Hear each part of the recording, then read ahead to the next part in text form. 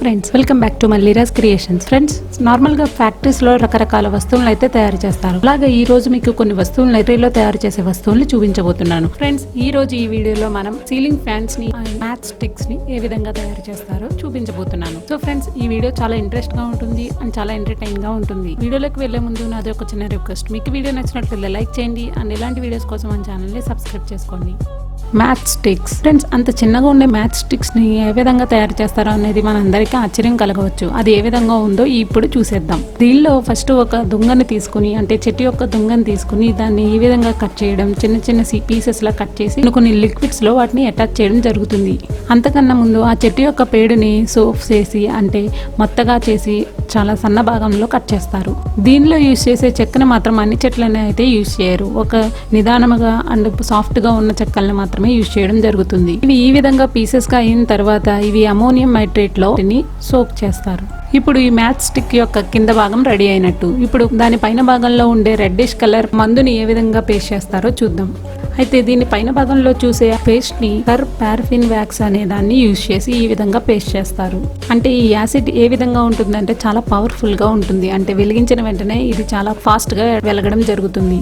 ఆ తర్వాత వీటిని అమోనియం ఫాస్ఫేట్ లో కూడా సోక్ చేస్తూ ఉంటారు. అండ్ ఇది మొదటి భాగంలో ఈ విధంగా కనబడుతూ ఉంటుంది. ఆ తర్వాత దీనికి ఆ లిక్విడ్ ని పేస్ట్ చేయగానే టేపుల్లో ఏ విధంగా ఉంటుందో ఆ విధంగా కనబడుతూ ఉంటుంది. దీన్ని ఫస్ట్ ఫాస్ఫరస్ సల్ఫర్ క్లోరైడ్ లో లేకపోతే పొటాషియం క్లోరైడ్ లో ఈ విధంగా ముంచి వీటిని రెడీ చేయడం జరుగుతుంది. ఫాస్ఫరస్ సల్ఫర్ క్లోరైడ్ చాలా ప్రమాదకరమైన లిక్విడ్. అంటే ఇది చాలా ఫాస్ట్ గా వెలగడం అయితే జరుగుతుంది. అందువల్ల అగ్గిపుల్ల అంత ఫాస్ట్ గా వెలుగుతుంది.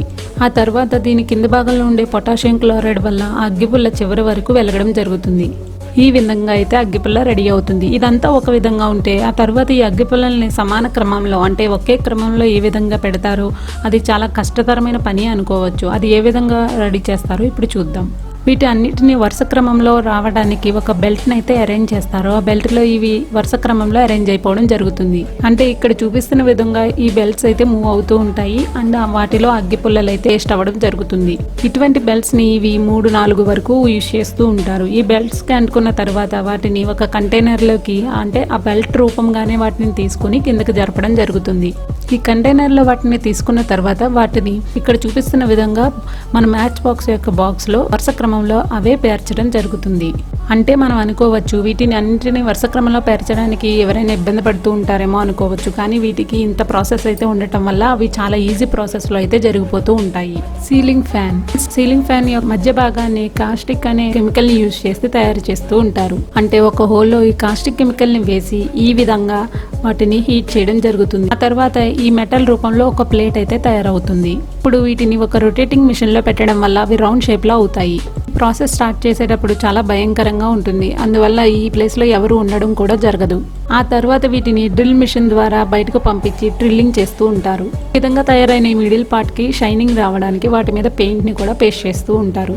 ఆ తర్వాత వీటిని మనం చూస్తున్న విధంగా వీటి మీద పెయింటింగ్ అయితే ఈ విధంగా పేస్ట్ చేస్తూ ఉంటారు. వీటి మధ్యలో ఉండే కాయిల్ ఏ విధంగా తయారు చేస్తారంటే, ఒక కాయిల్ ని తీసుకుని ఆటోమేటిక్ బైండింగ్ మిషన్ లో పెట్టడం జరుగుతుంది. ఆ తర్వాత ఆ బైండింగ్ మిషన్స్ అన్ని వాటికి అటాచ్ అవ్వడం జరుగుతుంది. అంటే కాపర్ తీగ వీటికి అటాచ్ చేసి ఇక్కడ చూపిస్తున్న విధంగా పేస్ట్ చేయడం జరుగుతుంది. ఈ కాపర్ వైర్ ని పేస్ట్ చేసిన తర్వాత పీవీసీ వైర్స్ ని అటాచ్ చేయడానికి ఇక్కడికి పంపించడం జరుగుతుంది. ఆ ప్లేట్ కి కింద భాగంలో లోడర్ ని ఫిక్స్ చేస్తారు. అంటే మనం ఫ్యాన్ కి పైన భాగంలో చూస్తూ ఉంటాం. అంటే మనం ఫ్యాన్ కి కింది భాగంలో ఈ లోడర్ ని చూస్తూ ఉంటాం. ఆ తర్వాత దీన్ని యూజ్ చేసి ఈ ఫ్యాన్ మొత్తానికి బేరింగ్ వేస్తారు. ఇదంతా ఈ విధంగా మెటల్ రూపంలో మొత్తం రెడీ అయిన తర్వాత వీటి మీద ఈ విధంగా ప్లాస్టిక్ అయితే ఈ వైట్ కలర్ లో మనం చూసే విధంగా వీటిని పేస్ట్ చేయడం జరుగుతుంది. ఆ తర్వాత ఈ బయటకు కనిపించే హోల్డర్ మన స్ట్రాంగ్ గా ఉందా లేదా అనే దానికి టెస్టింగ్ కి వెళ్తుంది. ఆ తర్వాత వీటిని ఈ విధంగా ప్యాక్ చేయడం జరుగుతుంది. మళ్ళీ ఈ స్క్రూలు స్ట్రాంగ్ గా ఉన్నాయో లేదో చూసి స్ట్రాంగ్ గా స్క్రూస్ తయారవ్వడానికి ఈ విధంగా రొటేట్ చేస్తూ స్క్రూస్ ని స్ట్రాంగ్ చేస్తారు. ఆ తర్వాత ఇవి సీలింగ్ మీద పెట్టిన విధంగా ఒక టెస్ట్ అయితే చేసి వీటికి మార్కెట్ లో అయితే సేల్ చేయడం జరుగుతుంది. ఫ్రెండ్స్, ఇది ఈ రోజు మన వీడియో. మీకు ఈ వీడియో చాలా ఆహ్లాదకరంగా అండ్ చాలా ఇంట్రెస్టింగ్ గా అనిపించినట్లయితే లైక్ చేయండి and me friends and family members కి షేర్ చేయండి. షేర్ చేయడం వల్ల వాళ్ళు కూడా కొంచెం నాలెడ్జ్ అయితే గెయిన్ అవుతారు. అండ్ ఇలాంటి వీడియోస్ ని మన ఛానల్లో చూడాలి అనుకుంటే వెంటనే సబ్స్క్రైబ్ చేయండి. సబ్స్క్రైబ్ చేసిన తర్వాత పక్కనే ఉన్న బెల్ ఐకాన్ ని కూడా యాక్టివేట్ చేసుకోండి. అది యాక్టివేట్ చేసుకోవడం ద్వారా నేను పెట్టే లేటెస్ట్ వీడియోస్ అని మీకు నోటిఫికేషన్ రూపంలో వస్తాయి. మరొక ఇంట్రెస్టింగ్ వీడియోతో మళ్ళీ కలుద్దాం. Stay tune. By bye friends.